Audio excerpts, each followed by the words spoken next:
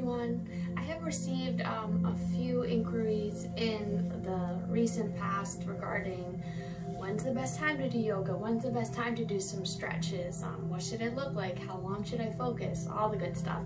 Stretch whenever you want, whenever you feel like it. It's beneficial to do it morning, afternoon, or night, and it's also depending how you're feeling. I'm going to show a little sequence of a little nighttime stretch I like to do. I don't do it every night, but I will do it most nights. Really should only take between 7 to 10 minutes. Just kind of calm the body and the muscles down, quiet the mind to be ready to kind of get a good night's rest. So if you are someone who kind of prefers or has the time to do those stretches right before bed, great. This is a nice little small sequence.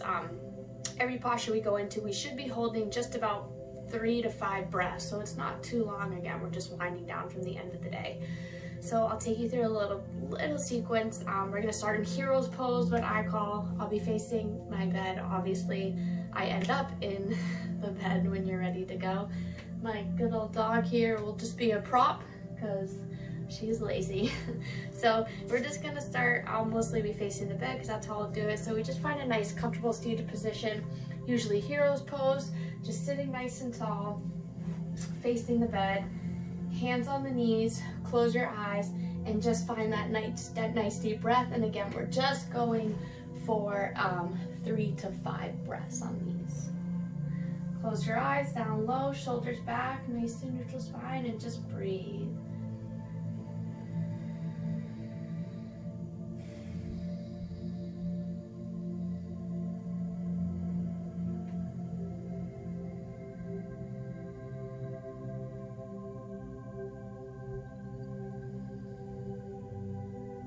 The deeper you breathe them, the more you're going to get a nice regulation in your heart and just really start to quiet the mind down. So breathe in and out however fast or slow you want, but the more you really drag those breaths out, the easier it's going to be to kind of just chill out a bit.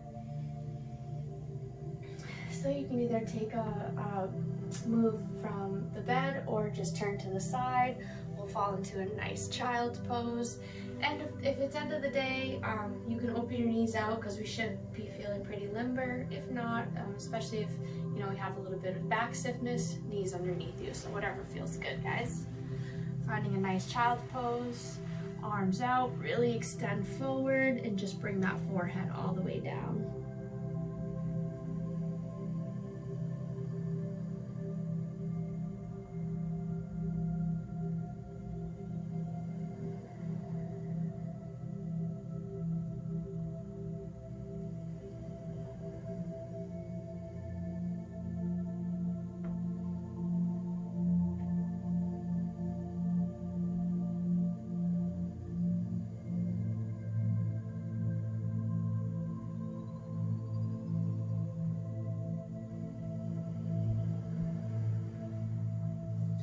As I bring my arms in for support, I'm going to slide both my feet back and just come on up to a nice, good cobra. So just stretch the spine out, shoulders back, chest up.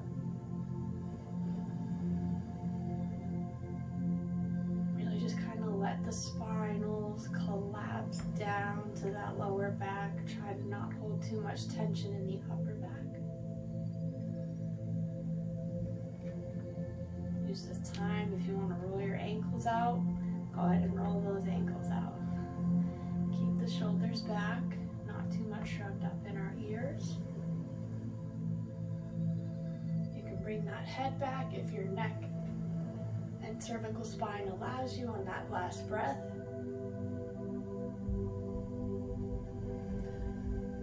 Good, and just bring yourself up to come on forward.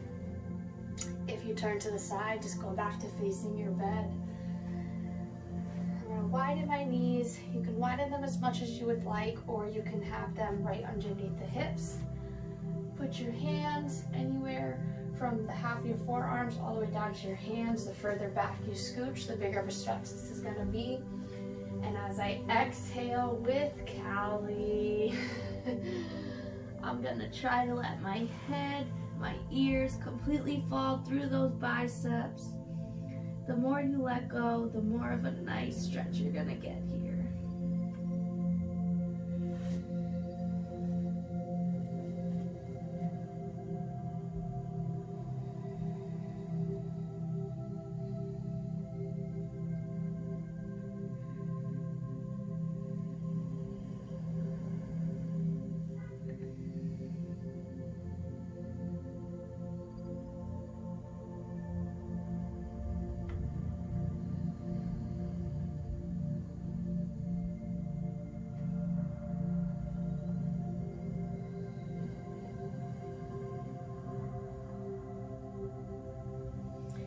As you come back up, once your head is above those biceps, bring the knees back to the bed.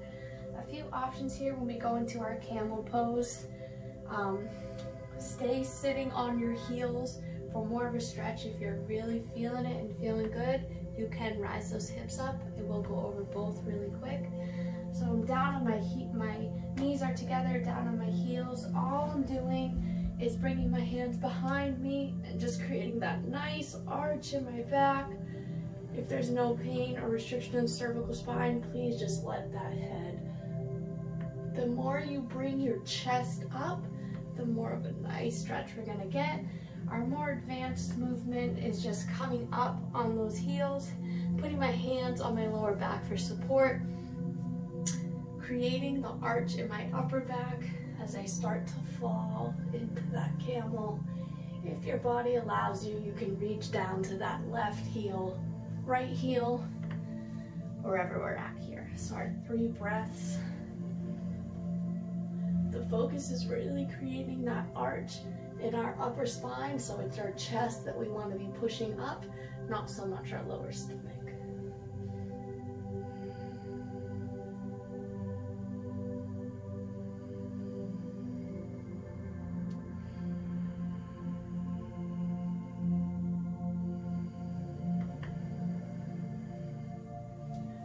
When we move out of this, it's very slowly, as we did just create a nice deep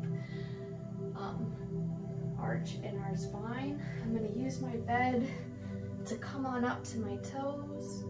Sometimes just do a quick little bend forward. Bringing my right foot on my bed, similar to a pigeon. So my foot is on the edge of the bed so that it's completely parallel. I'm disturbing my dog's sleep here.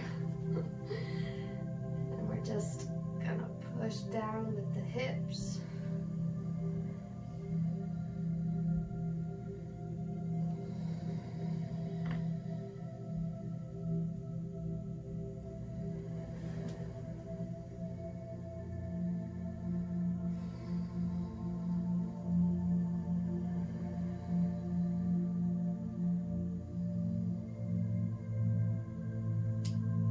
Gently just lifting that leg because we just want to go to the other side.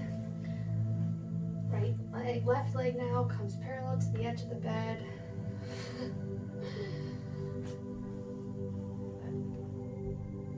We probably won't be able to dip too deep in this, guys, especially if this front leg is completely in line with the knee from the hip, ankle, but we should feel the stretch pretty quickly.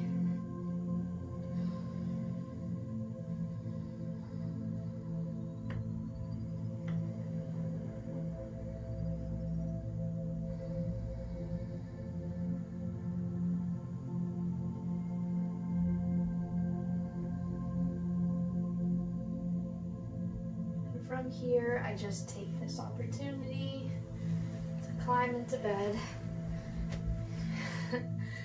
with my dog taking up the whole bed. Bring the soles of the feet together. They come into my butterfly, Baddha-Konasana, whatever you want to call it. I preferably like to do this at the edge of the bed because I use my bed for a nice grip and to really be able to get into those inner hips while keeping the soles of my feet together and my knees pushing out as far as possible. If this is intense, don't even worry about it. You just bring the grip where we usually do on the hands and just really try to fall over those feet, those toes. So okay if we have a little rounding here. We're only holding these for a few deep breaths, and we're just trying to kind of calm our minds down, let loose a bit.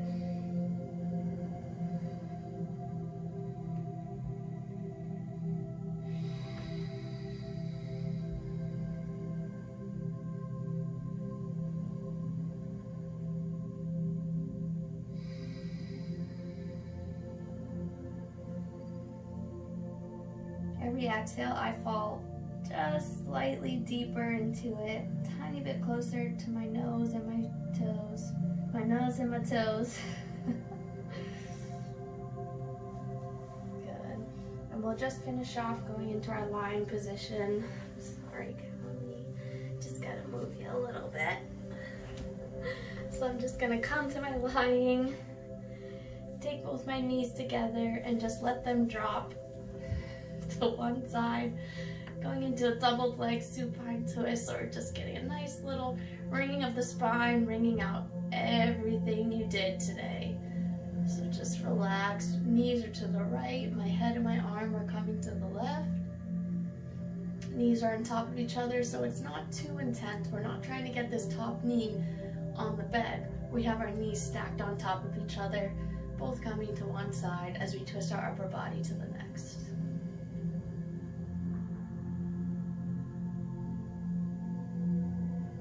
You guys can always hold these for longer. They feel great. Sometimes we just want a quick 10-minute little wind down before bed. So that's why if you do it around 3 to 5 breaths, you should get just a nice little stretch in, but hold them for as long as you want. Knees come back to the middle. I'm gonna bring mine over to the other side as Callie has hers to this side as well.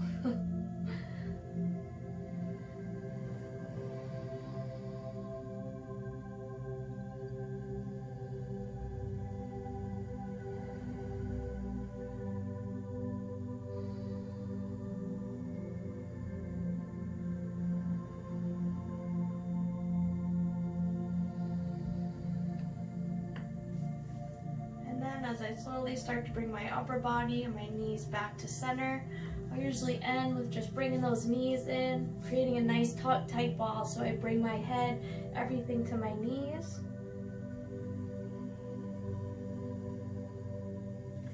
And then just slowly drop down into your Shavasana, which will hopefully end in a nice good night's rest.